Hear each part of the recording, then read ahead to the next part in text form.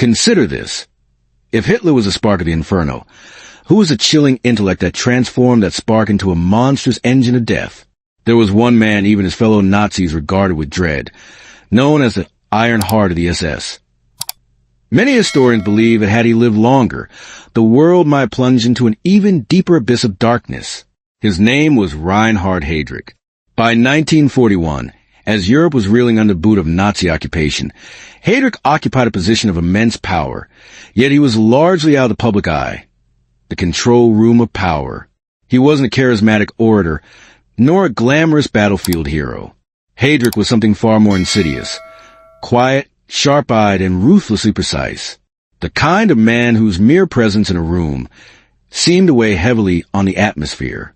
Heydrich's past held a naval officer's uniform, until scandal forced his dismissal. But that setback became the catalyst for his ascent within the SS, an organization where ambition and cruelty were handsomely rewarded.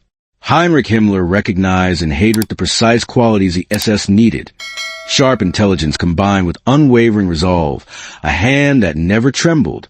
Heydrich was instrumental in building the SD and Gestapo into a vast, all-encompassing surveillance network. Your neighbor, your colleague, even a member of your own family could be secretly reporting on you, and you'd be none the wiser. The Nazi regime's survival wasn't solely dependent on guns and brute force. It thrived on an atmosphere of pervasive, invisible fear, and Heydrich was a master of cultivating that fear. Yet, what truly distinguished him as the most dangerous man was not merely his mastery of surveillance, but his unique capacity to engineer and orchestrate mass murder.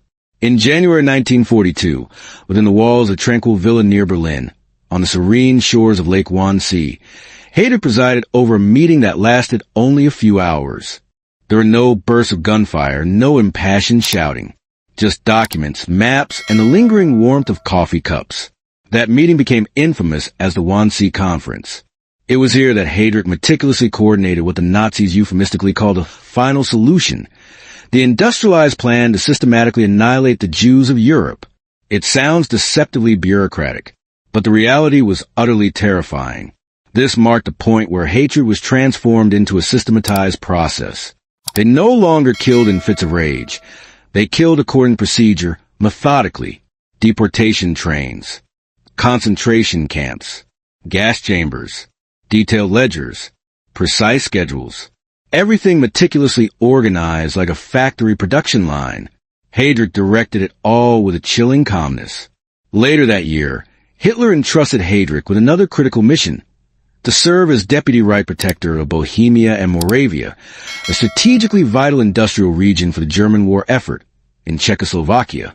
His mandate was to crush any and all resistance, and he executed it with his signature blend of cunning and ruthlessness, offering a velvet soft facade while concealing an iron fist. Initially, Heydrich offered workers incentives, improved rations, higher wages, and promises of stability. For a brief period, people dared to breathe a sigh of relief. Some even considered him pragmatic, perhaps less brutal than his predecessors. However, as soon as the semblance of calm had settled, Heydrich unleashed his brutal crackdown, mass arrests, executions, and the public hangings of resistance fighters. His message was unambiguous. Life would be better if you obeyed. If you didn't, death would be swift and merciless. Within months, Czech resistance was effectively paralyzed. The people of Prague branded Heydrich the Butcher of Prague. Yet, in Berlin, he was lauded as a genius of control. He even began to be seen as a potential successor to Himmler. Some whispered he could even rise to become a next-generation Nazi leader. Heydrich's ambition knew no bounds. And that's precisely why the world had ample reason to tremble.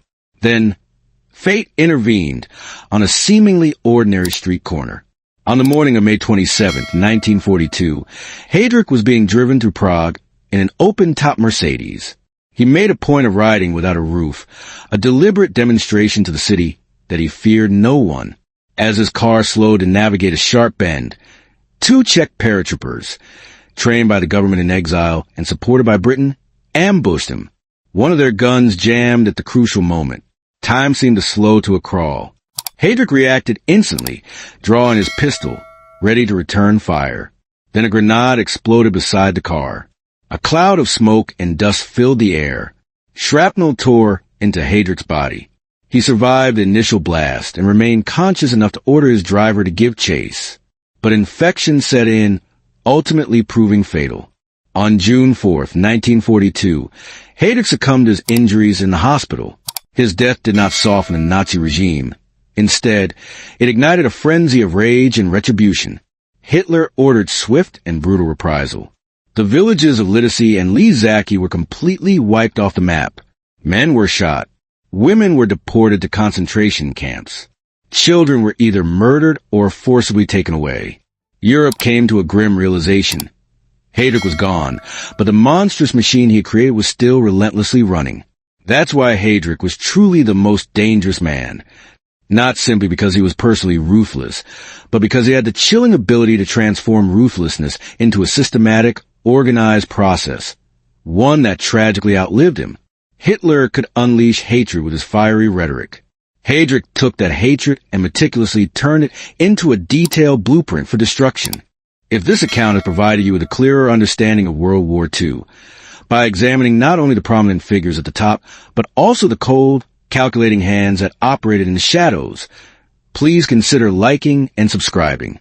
Your support enables me to continue to explore history through the lens of human experience, rather than just the dry lines of textbooks.